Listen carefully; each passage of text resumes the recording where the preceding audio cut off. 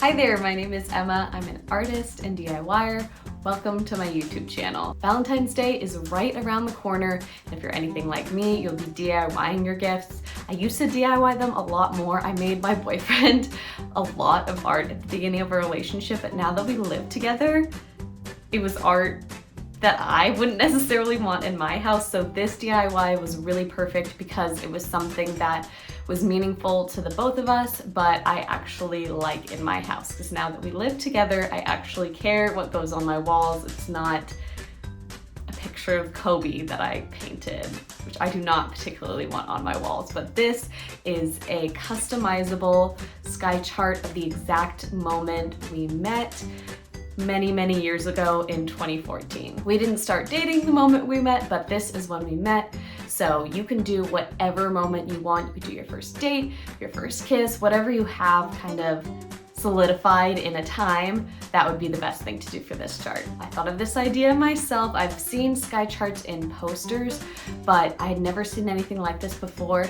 I actually recorded this video pretty much exactly last year, but at that time I was having computer issues and I was trying to edit the videos on my computer and I didn't have enough space, so I just put off starting my YouTube channel until a few months ago, but now I can finally edit and post this tutorial. This sky chart is such a cute gift to surprise your significant other, but I think it could also be really fun to make together if spending quality time is part of your love languages. You also don't have to make this for a partner. You can make this for someone's birthday, any time of the year. Do a sky chart of the exact moment they were born. You could do a friend, the moment you met, anything like that. Totally up to you. You also don't have to make this out of wood.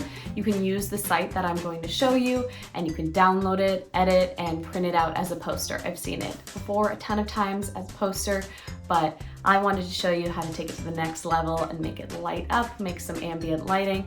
But if you want to keep it a little bit more casual, you can download it. Maybe if you have some Photoshop, do some cool coloring, put your names, and just print it out as a poster. But without further ado, here is how I did it. The first thing you'll do is you'll go to heavens-above.com and scroll down under astronomy and click on the interactive sky chart, which will lead you to this. And at the top, you can enter in the year that you and your partner met, or, whatever you're doing for this, a significant time, your first kiss, whatever you want, and you can actually go down to the exact hour and minute. Then you hit update and you have your chart. It looks like this at first, but when you hit print or download, I did print first and then I downloaded it, it looks a little bit different. Now, this is not the only way you can do this, but I took it into Photoshop and I cropped it into a square and then I cropped it into 4 smaller sections. You could probably do this in Word as well. And I saved it separately because I'm going to need to print them on 4 separate sheets. You could also probably go to FedEx or something like that if you don't want to deal with cutting them up and taping them together. But this is just the cheapest, easiest way I could think of to do this. And I think they even have websites that will crop things to prepare for printing, but I just used some clear tape to tape it all together, and obviously I've labeled 1, 2, 3, 4 to make it a little bit easier for me. I then cut out the outer circle, which I'm going to use as a template on my wood. I'm using 1/4 inch MDF wood. It does not have to be this. You don't have to cut it out yourself. They sell these wood rounds, maybe not quite this thin, but you can get them at Home Depot, at craft stores. You don't have to have a scroll saw for this project, but obviously I do. And I also have a belt sander, and I used some sandpaper and sanded it by hand to make sure it was nice.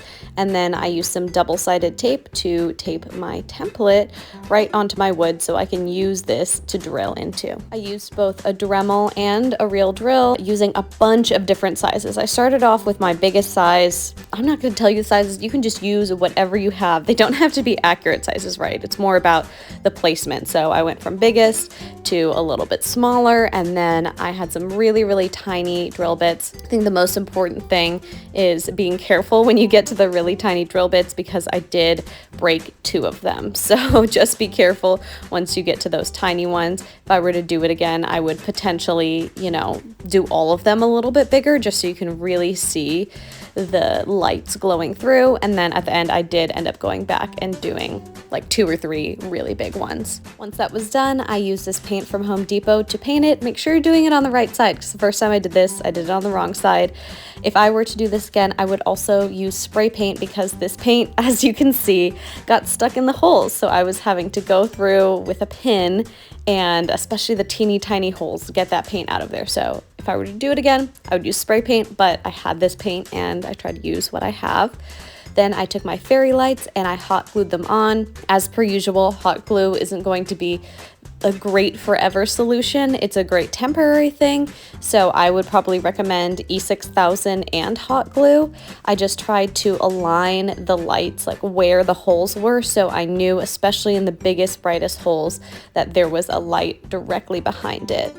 I cut out the template more to make that white line around it, and then I just kind of followed the general template to create some of these constellations. I couldn't figure out what to do with the back, so my dad helped me by stapling on some cardboard. If I were to do it again, I'd probably do chicken wire or something that wouldn't get hot. And then we used some dowels to make it pop off the wall. And here is the finished result. Here it is in darkness. It looks so amazing. I feel like this is one of those things that doesn't translate super well over video, but it looks amazing in person and I love it. As you heard, there are a lot of things I would have wanted to change in hindsight. This is something I came up with entirely myself, so when you're doing something for the very first time, there is a lot of learning. One of the biggest things that I kind of regretted is getting so many fairy lights. I got a set of, I think it was like 100 or 200 fairy lights, which was way too many, so I'm not gonna link them. I would get way less than that. You won't need 100, maybe like 30 or 40 should be fine. But what was cool about the string lights that I got, and I would recommend looking for this, is they had a remote, so if it's on the wall, you don't have to walk up to it. They had a remote and you could change the brightness and you could also make them twinkle. There were a lot of settings that you could go through with the lights that I got, so that was definitely a plus of them. And as I said, I would change the mounting style a little bit. We just put cardboard. When I posted this last year, I posted a kind of little teaser video on TikTok, and I'm normally against that, posting a teaser before something's actually done. And I had people hounding me for the tutorial, so I just whipped together something really quick, and that's why we stapled cardboard on the back. But if I were to do it again, I would probably do something that's see-through so you can see the glow more and then isn't flammable. Although I don't think these fairy lights, because they're LED, will heat up, but you know, I could never guarantee that. So I would probably use like chicken wire or something like that instead. But I hope you found this tutorial helpful and informative. If you end up making this, please let me know, shoot me a DM, comment, make sure you follow me on Instagram. I check my DMs daily over there and post daily updates on what I'm working on, TikTok, all of that fun stuff. Make sure you subscribe. I have so much more fun stuff planned for you guys. Thank you so much for watching, and if you're celebrating Valentine's Day, I hope you have a wonderful Valentine's Day and happy making.